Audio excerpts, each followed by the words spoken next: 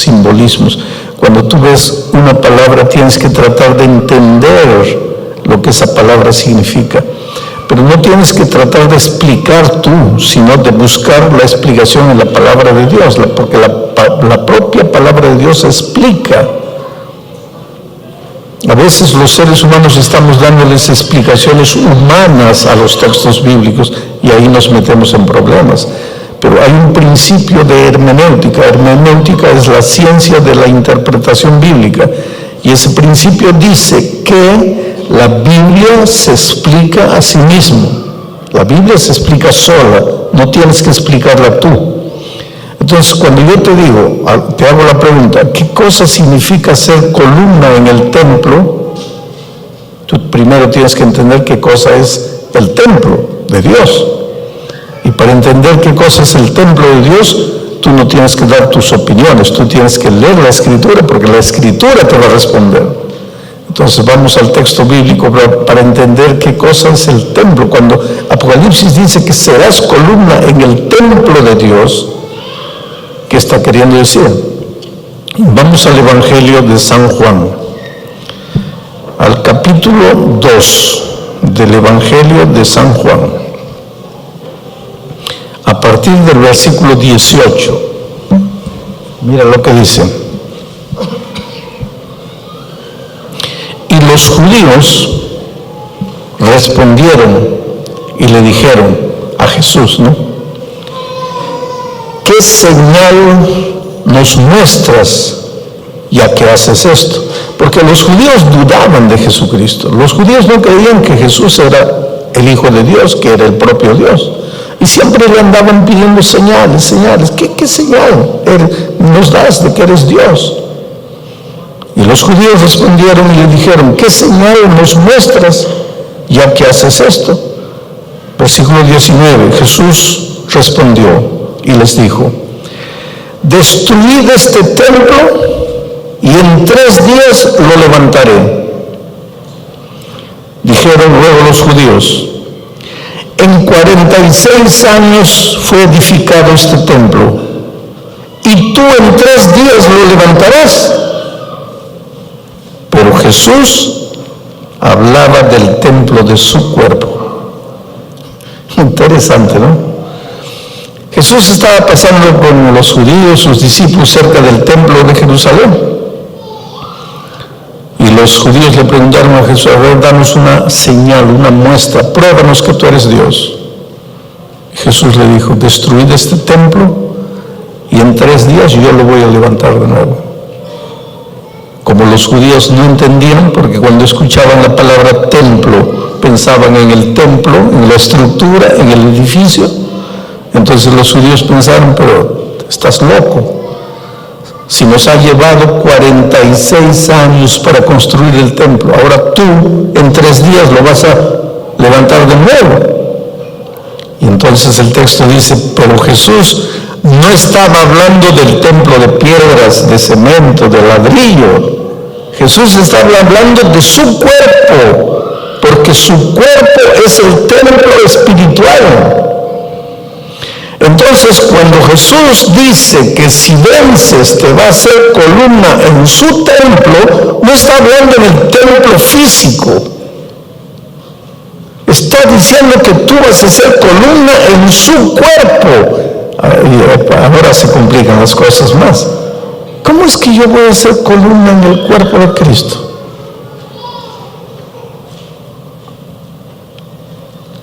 Vuelvo a repetir, deja que la Biblia explique, porque la Biblia explica todo. No trates de tú dar tus ideas particulares humanas, deja que la Biblia explique. Y entonces ahora vamos al texto bíblico de 1 Corintios capítulo 12.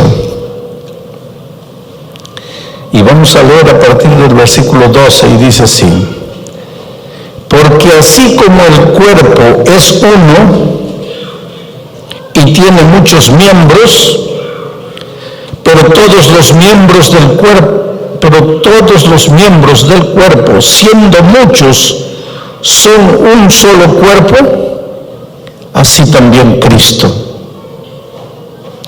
porque por un solo Espíritu fuimos todos bautizados en un cuerpo, sean judíos o griegos, sean esclavos o libres, y yo diría sean guatemaltecos o hondureños o salvadoreños o mexicanos o cubanos o brasileños o alemanes o americanos. Trata de entender lo que Pablo está diciendo aquí. Pablo dice así: la iglesia es como un cuerpo. La iglesia es como el cuerpo espiritual de Cristo. Y así como un cuerpo tiene ojos, tiene oídos, tiene manos, tiene pies, tiene riñones, tiene hígado, el cuerpo tiene muchos miembros, pero todos los miembros son un solo cuerpo. Así también es con Cristo, con el cuerpo espiritual de Cristo, con su iglesia. Su iglesia es el cuerpo, el símbolo del cuerpo de Cristo. Y así como un cuerpo físico tiene muchos miembros, la iglesia espiritual también tiene muchos miembros. Ahí está un miembro, ahí está otro miembro, ahí está otro miembro, ahí está. Cada uno de nosotros somos un miembro del cuerpo de Cristo, del templo de Cristo. Y es interesante. ¿Qué miembro del cuerpo de Cristo eres tú? Riñón, corazón, pulmón, hígado. Es interesante esta figura, porque en el cuerpo de Cristo a veces los miembros que más aparecen son los que menos trabajan. Y los que más trabajan a veces nunca aparecen. Y eso es así en la vida también. ¿Alguna vez tú has visto una muchacha andando con la foto de su riñón? ¿Ah? Mira mi riñón. ¿No? Pero has visto a una muchacha andando con la foto de sus ojos. Mira mis ojos, azules, bonitos, verdes. Ahora yo te hago una pregunta. ¿Un cuerpo puede vivir sin ojos? ¿Puede vivir sin ojos? ¿Y sin riñón puede vivir? ¿Qué es más importante en el cuerpo, los ojos o el riñón? Pero nadie anda con la foto de su riñón. Todos andan con la foto de sus ojos. ¿Qué está queriendo decir esto?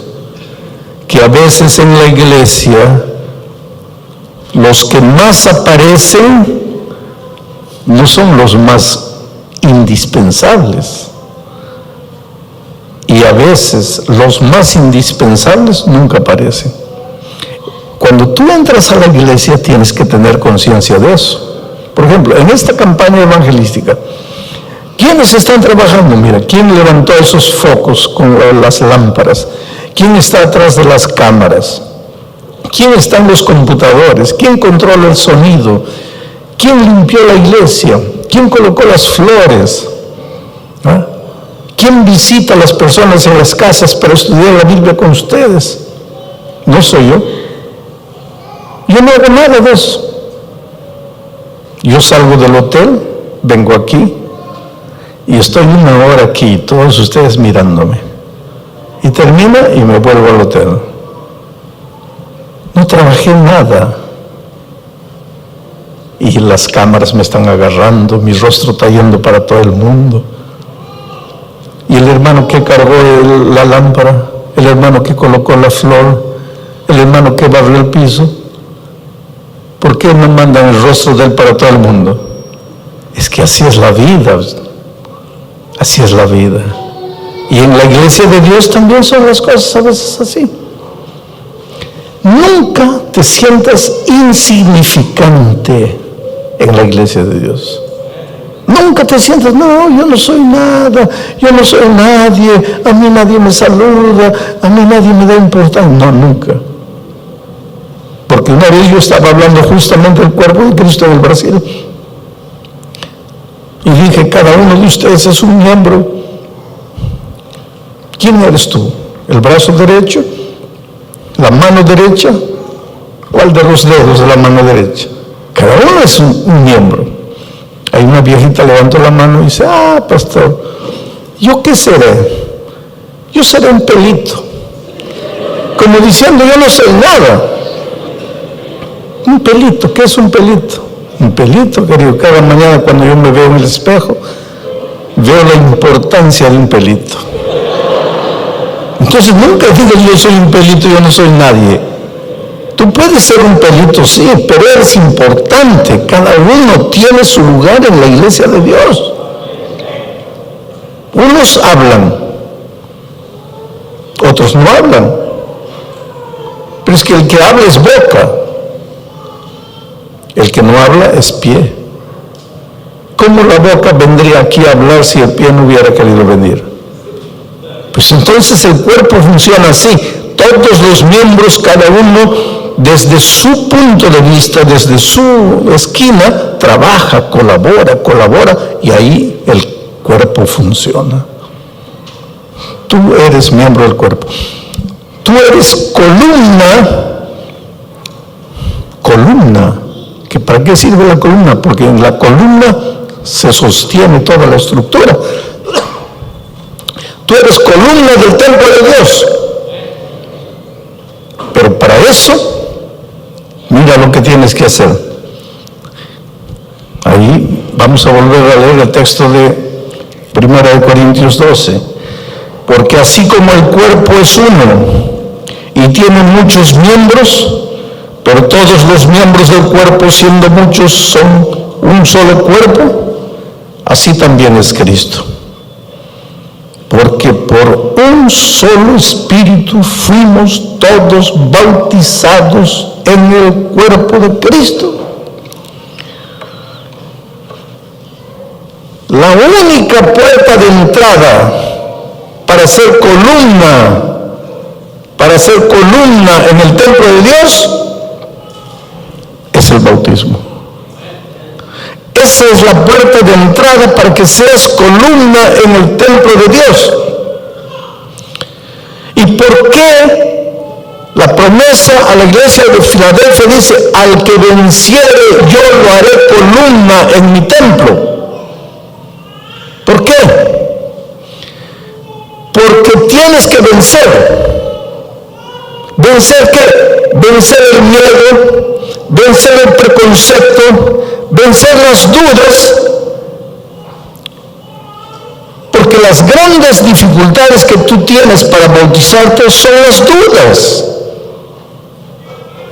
Porque muchos de ustedes ya están estudiando la Biblia, pero piensan así: ¿será que me bautizo? Y si me bautizo, ¿no estaré cometiendo un error? Después me voy a arrepentir de ese error. ¿Será que esta es la iglesia? Hay tantas iglesias en el mundo. ¿Será que estoy haciendo bien? ¿Será que no estoy haciendo bien? O entonces tú te preguntas así: pero yo ya fui bautizado por inmersión en otra iglesia, ¿y ahora por qué me quieren bautizar de nuevo? O entonces otra interrogación que entra a tu mente y te dice así: pero cuando yo era un bebito de 6 meses me bautizaron, entonces yo ya estoy bautizado, ¿por qué tengo que bautizarme de nuevo? Interesante que la Biblia responde a todas las preguntas, y la Biblia presenta las características de un bautismo auténtico, verdadero, y te voy a mencionar algunas características. Mateo 28, cuando el Señor Jesús da la misión, mira lo que dice. Vamos a Mateo 28. Voy a gastar un poco de tiempo, pero tengan paciencia porque ustedes necesitan saber estas cosas. Mateo capítulo 28, versículo 18 en adelante, dice: y Jesús se acercó y les habló diciendo: toda potestad me es dada en el cielo y en la tierra. Por tanto, id, haced discípulos a todas las naciones, bautizándolos en el nombre del Padre y del Hijo y del Espíritu Santo, enseñándoles que guarden todas las cosas que os he mandado, y he aquí yo estoy con vosotros hasta el fin del mundo. ¿Cuál es la primera condición para que una persona sea bautizada? La persona tiene que tener la capacidad de aprender, porque tiene que ser enseñada, porque tiene que ser hecha discípula. Si no tiene la capacidad de aprender, si todavía no puede ser enseñada, si no tiene capacidad mental, emocional de aprender, no puede ser bautizada.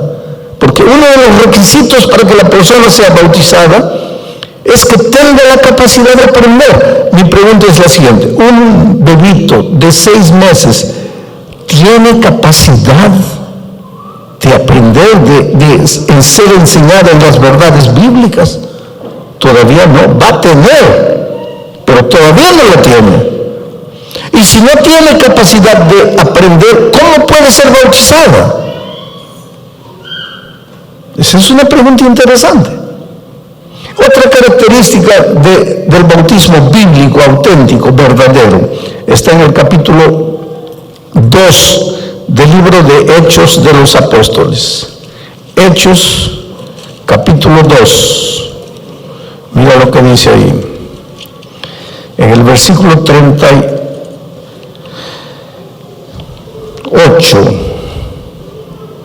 dice así: y Pedro les dijo: arrepentíos y bautícese cada uno de vosotros en el nombre de Jesucristo para perdón de los pecados, y recibiréis el poder del Espíritu Santo. Arrepentíos y bautícese cada uno. Segunda característica de un bautismo verdadero: tienes que arrepentirte de tus pecados antes de ser bautizado. Un bebito de 6 meses puede arrepentirse de sus pecados. Si el pobrecito no tiene conciencia, ¿de qué se va a arrepentir? ¿Cómo se va a arrepentir? Y si no se puede arrepentir, ¿cómo puede ser bautizado? Primera característica: tiene que ser enseñado. No puede ser enseñado, no puede ser bautizado. Segunda característica: tiene que arrepentirse. No puede arrepentirse, no puede ser bautizado. Tercera característica: Marcos 16:16 dice: el que creyere y fuere bautizado, este será salvo. Un bebito de 6 meses puede creer. ¿Cómo va a creer? No tiene condición mental de creer. ¿Y cómo puede ser bautizado? Quiere decir que si un bebito es bautizado sin haber sido enseñado, sin haberse arrepentido, sin haber creído, ese bebito fue bautizado en un bautismo que no tiene las características auténticas de un bautismo verdadero. Te voy a hacer una ilustración. Vamos a decir que yo tengo aquí un billete de $100. Vamos a decir, este es de 20. También 20. Aquí está, un billete de $20. ¿Vale alguna cosa esto? No. ¿Ah? ¿Qué puedo comprar con $20?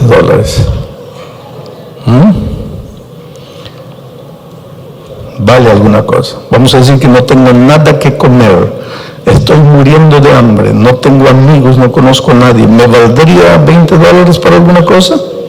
Sí, muy bien. Entonces tengo que guardarlo porque es precioso esto. Me va a salvar de muchas cosas.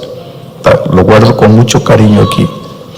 No, mejor aquí, cerca del corazón, el lugar más precioso, ahí, guardadito. Hay un día vengo a una reunión como esta y alguien dice: mire, les voy a dar las características de un billete verdadero, porque hay mucho billete falso. Les voy a dar las características de un billete verdadero. Primera característica: si pasas el dedo por el papel no es fino, el papel es medio asperito.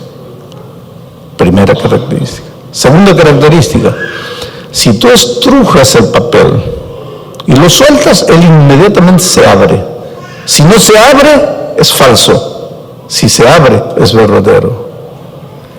Tercera característica, agarras el billete y lo miras en la contraluz, vas a ver un sello de agua. Si tiene el sello, verdadero. Si no tiene, falso.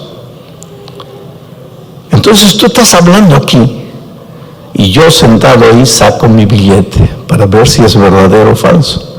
Primera característica, el papel tiene que ser medio áspero y yo paso fino completamente y me comienzo a asustar. Ay, Dios mío.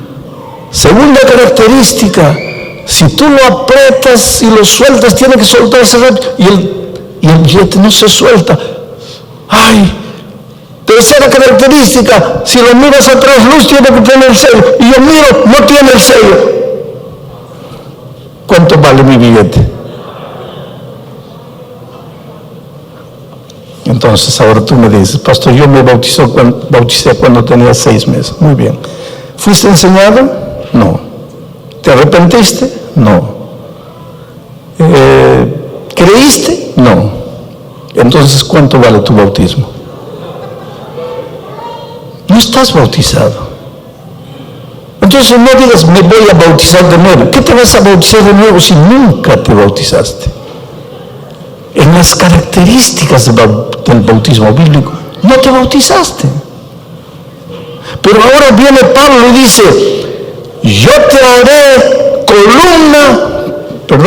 viene el ángel a la iglesia de Filadelfia y le dice, yo te haré columna en el templo de Dios. Vas a ser un miembro del cuerpo de Cristo. Vas a formar parte del templo espiritual de Dios, pero para eso tienes que entrar al tanque del bautismo, porque es a través del bautismo que se entra al templo de Dios. Y para eso tienes que vencer. ¿Vencer qué? Tu preconcepto. Porque ahora comienza el miedo. Ay, pero si yo me bautizo, mi pobre mamá que ya murió, ¿cómo se va a sentir la pobrecita si ella me bautizó a los 6 meses? ¿Tú te das cuenta de lo que tienes que vencer? Vas a tener que vencer. Por eso dice, al que venciere yo lo haré columna en mi templo, porque tienes que vencer temores, preconceptos y muchas cosas. Ahora, hay personas que se han bautizado con un conocimiento parcial del Evangelio. Ya conocían la Biblia, ya conocían la gracia maravillosa de Cristo y se bautizaron por inmersión.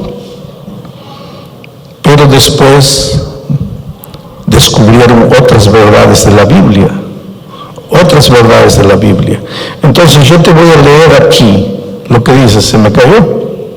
Bueno, gracias. Hechos capítulo 19. Pablo llegó a Efeso y encontró gente que ya se había bautizado. Ya había sido bautizada por inmersión en el agua, pero había sido bautizada con un conocimiento parcial del Evangelio. Mira, la historia dice así. Aconteció que entre tanto que Apolos estaba en Corinto, Pablo, después de recorrer las regiones superiores, vino a Efeso y hallando a ciertos discípulos les dijo, ¿recibisteis el Espíritu Santo cuando creísteis? ¿Oísteis hablar del Espíritu Santo? ¿Sabéis lo que es el Espíritu Santo? Y ellos le dijeron, ni siquiera hemos oído si hay Espíritu Santo. O sea, ellos habían sido bautizados por inmersión, pero nunca habían escuchado el tema del Espíritu Santo. No sabían nada, no habían oído nada. Versículo 3. Entonces Pablo les dijo, ¿en qué pues fuisteis bautizados? Ellos dijeron, en el bautismo de Juan. Dijo Pablo, Juan bautizó con bautismo de arrepentimiento, diciendo al pueblo que creyesen en aquel que vendría después de él, esto es, en Jesús el Cristo. Cuando oyeron esto, ellos fueron bautizados de nuevo en el nombre del Señor Jesucristo. Aquí está una cosa interesante. Creyentes que ya se habían bautizado por inmersión,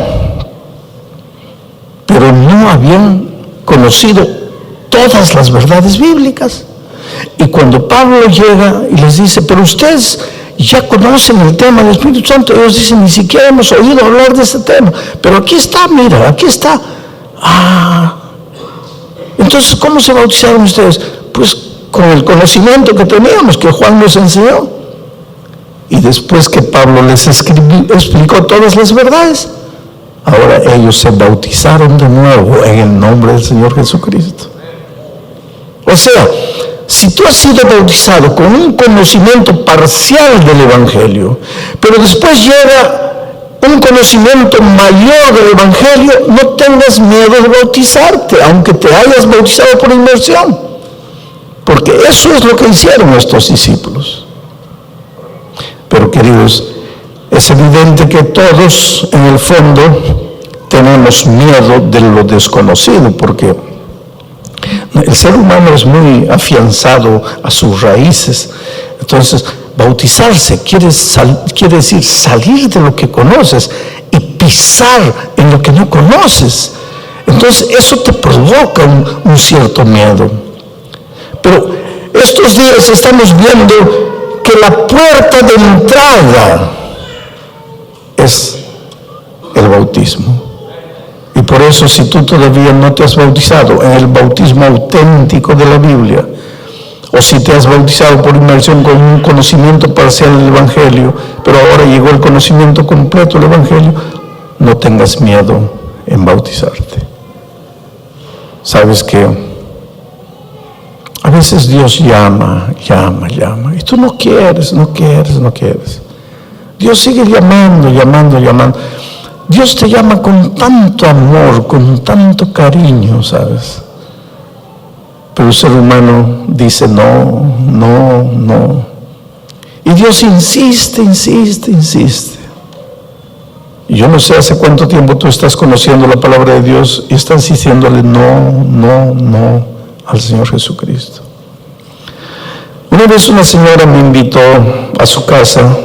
Ella era miembro de iglesia. El esposo no quería saber nada de la iglesia. El esposo literalmente odiaba a los adventistas, odiaba a los pastores. El esposo maltrataba a la esposa por causa de la fe. Ella fue una mujer valiente que tomó la decisión de bautizarse. Pero después de eso, el esposo le hizo la vida un infierno. Y cuando yo llegué a aquella ciudad hace muchos años, ella inocentemente pues pensó, si el pastor Guillén viene a comer a mi casa y habla con mi esposo, yo sé que Dios va a usar al pastor para tocar el corazón de mi esposo. Pobrecita, ella desde su punto de vista humano pensó, esa es la salida. Pero decía, ¿cómo lo traigo al pastor Bullón? ¿Cómo lo traigo a mi casa al pastor Bullón? Entonces usó un argumento que yo no pude rechazar, porque me dijo así, mire, mi esposo, todos los pastores lo conocen, él no quiere saber nada de la iglesia adventista, él odia a los pastores, odia a la iglesia, pero a usted, él lo quiere. Y si usted viene a la casa, porque él lo está invitando para almorzar, venga. Y pues yo dije, pues, si yo no voy, puede ser que ese hombre se pierda solo porque no fui. Voy. Y cuando llego a la casa me doy cuenta que el esposo no me invitó para nada, que el esposo no quería saber y me odiaba tanto cuanto a los otros pastores, pero ya estaba metido en la boca del lobo, ya no podía salir. El hombre me miraba, no, era un ambiente horrible, porque él no me quería, él no me decía bienvenido, yo estaba contra la voluntad de él. Pero ella, pobrecita, me llevó engañándome para ver si tocaba el corazón del esposo. Entonces llegó la hora del almuerzo, se sirvió, yo me senté ahí, pero una situación incómoda, completamente incómoda. ¿Cómo tú te sentarías a la mesa de un hombre que no te quiere ir? Y esa era mi situación, completamente incómoda. Y para remate, en medio del almuerzo, la esposa me pisca el ojo, como diciendo, pastor, ya empiece a hablarle. ¿Cómo le hablo si no había abertura para eso? No había. Y una segunda vez me pisca el ojo. Y yo dije, no, si el hombre se da cuenta que ella me está piscando el ojo, aquí nos mata a los dos. Y pues antes que me comprometa más, ya le hablé al hombre, ¿no? Y el hombre se levantó, golpeó la mesa así. Y dice, mire, yo no lo invité a mi casa, pero lo recibí. Y lo mínimo que yo espero es que usted me respete. Yo no me meto a su casa a querer convencerlo a usted de nada. Usted no puede entrar a mi casa a querer convencerme que su iglesia es la verdadera y que la mía no. Yo lo recibí. Yo respeto a mi esposa. Lo mínimo que espero es que ella me respete a mí. Aquel almuerzo es inolvidable en mi vida. Me fui, pasaron años, casi 10 años. Y un día vuelvo a esa ciudad a predicar una noche. Y cuando salgo ella viene atrás, pastor, ¿se acuerda de mí? Yo nunca me olvidaría de esa señora. Sí, hermana, me acuerdo de usted. Mi esposo quiere que lo visite en la casa. Yo le digo, mira, hermano, yo me acuerdo la última vez que él me invitó a su casa. No, pastor, y ahí empezó a llorar. Y me dice, ahora sí, pastor. Él está bautizado, él es miembro de iglesia, solo que él no puede caminar. Y especialmente en el invierno, así en el frío, le duelen los huesos, él no puede. Él cuánto hubiera querido venir. Porque él quiere pedirle perdón por lo que le hizo hace años. Yo le digo, pero hermana, ¿cómo finalmente él se bautizó? ¿Cómo? Me dice, pastor, es una historia dolorosa. Mi esposo no quería saber nada de Jesús, usted sabe, pero una noche, borracho, venía de una fiesta, ebrio, dirigiendo su carro, salió de la carretera.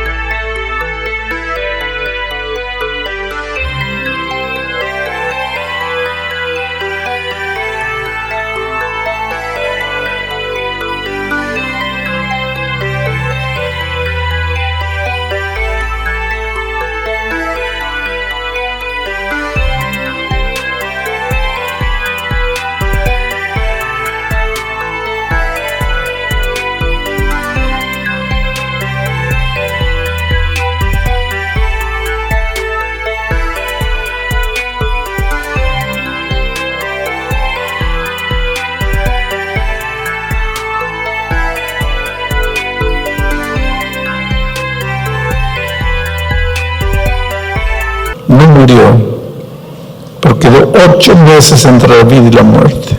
En ese tiempo el socio de la empresa de él se apoderó de la empresa.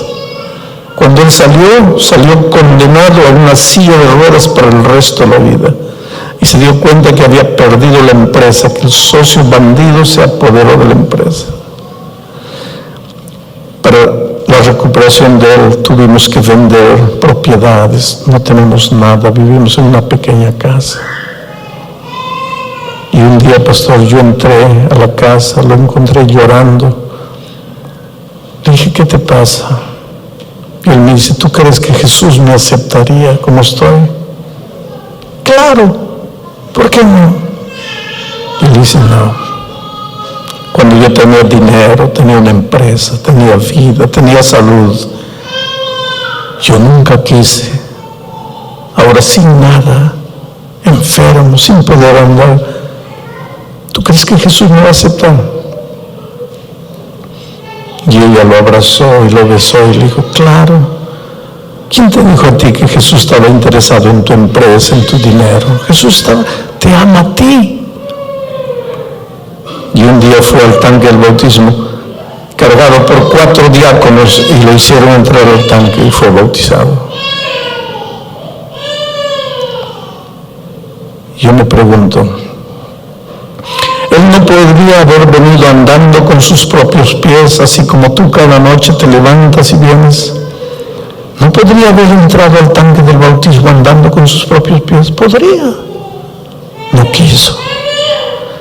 Durante años y años Dios lo llamó con amor, lo llamó, no quiso. Un día la vida se encargó. Sus propios errores, sus propias decisiones, porque nadie le obligó a dirigir el vehículo ebrio. La vida lo dejó en una situación. Vino a bautizarse, pero cargado por 4 personas. Por eso la Biblia dice, hoy es el día de buena nueva. No es mañana, no es el próximo año, hoy. Y por eso Jesús esta noche dice, hijo, tú eres tan precioso que yo quiero hacerte miembro de mi templo, columna en mi templo. Tú me vas a servir, tú vas a ser un predicador del Evangelio, tú vas a ser una cantante del Evangelio, tú vas a un día de aquí a 2, 3 años estar corriendo, participando en la vida de la iglesia, pero sentado ahí sufriendo. No, yo tengo un plan para ti, tú vas a ser columnas, sustentáculo, las columnas que sostienen mi templo, tú eres importante para mí, pero tienes que bautizarte, porque la puerta de entrada es el bautismo. Y sabes que Benjamín, Gloria y Alan entendieron eso. ¿Y por qué los menciono? Porque Benjamín, Gloria y Alan fueron miembros de la iglesia y fueron bautizados por inmersión.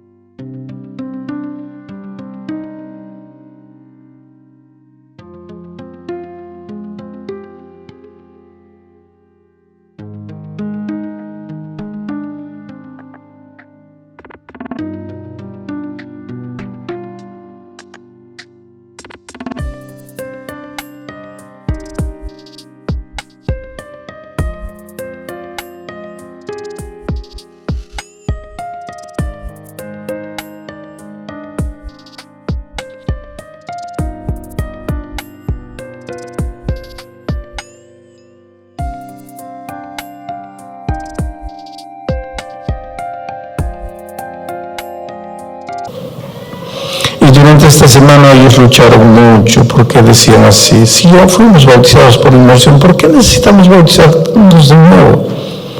¿Acaso la Biblia no dice que hay un solo bautismo? Sí, la Biblia dice que hay un solo bautismo. El único bautismo auténtico, verdadero, en el que te bautizas cuando has cumplido todos los requisitos bíblicos. Y si te has bautizado sin cumplir los requisitos bíblicos, entonces no estás bautizado. Entonces no digas que te estás bautizando por segunda vez, te estás bautizando por primera vez en tu vida. Y esta noche pues Benjamín entra al tanque del bautismo. Benjamín enseña la palabra de Dios, él conoce la Biblia. Imagínate, yo hablando con él atrás le decía, ¿cómo vas a hacer una bendición para esta iglesia? ¿Cómo vas a predicar el Evangelio ahora con una fuerza completa? Su esposa estaba animadísima, feliz de la vida. Y Alan, que ama mucho a sus padres, en la flor de la vida, en la juventud, también decidió unirse a sus padres en la ceremonia bautismal de esta noche. En este momento ellos están entrando. Benjamín, Gloria y Alan. Y si tú estás sufriendo en tu corazón, luchando para vencer el miedo, el preconcepto, el temor, la duda, yo estoy orando en tu corazón para que Dios haga maravillas en tu vida. Y tú formes parte de las columnas del templo. Y tú seas un miembro activo de iglesia y Dios haga maravillas a través de tu vida. Miren, qué linda familia, ¿no?